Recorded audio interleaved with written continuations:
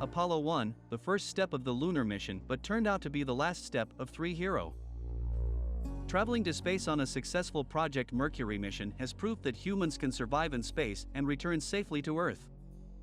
In 1962, after President John F. Kennedy announced the goal of the United States to land on the Moon, Project Gemini was born to test and validate the techniques needed to land humans on the Moon. After a successful Gemini test, the Apollo program was born in 1967, taking the success of the first 2 projects into account. The first spacecraft, Apollo 1, planned to take a crew of 3 to the Moon. The first was Gus Grissom, who flew both Project Mercury and Project Gemini. Second, Ed White, the first American to perform a spacewalk outside of a spacecraft for the first time in history. This means floating outside a spaceship while wearing an astronaut suit and having a safety harness attached to the spacesuit. The last was Roger B. Chaffee, the first space pilot scheduled for February 21, 1967. Since the beginning of the project, Apollo 1's problems have continued to show since the command module's manufacturer was the lowest bidder out of the 5 bidding companies. The 3 crew members were also concerned about the condition of the ship being filled with flammable material and using 100% oxygen, which could cause a rapid and dangerous spark to spread.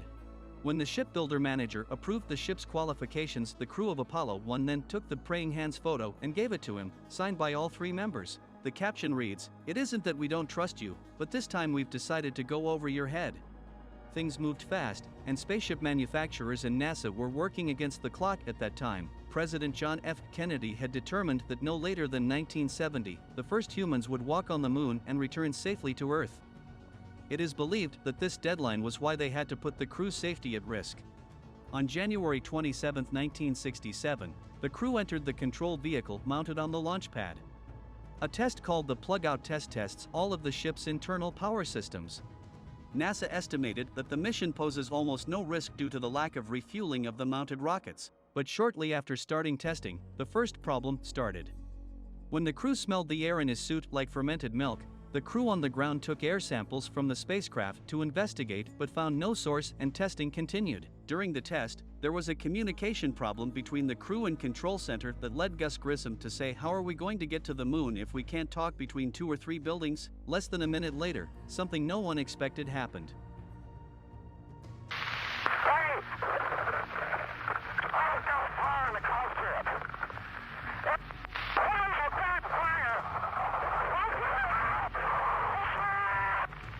In just 30 seconds, the flames engulfed the entire spacecraft.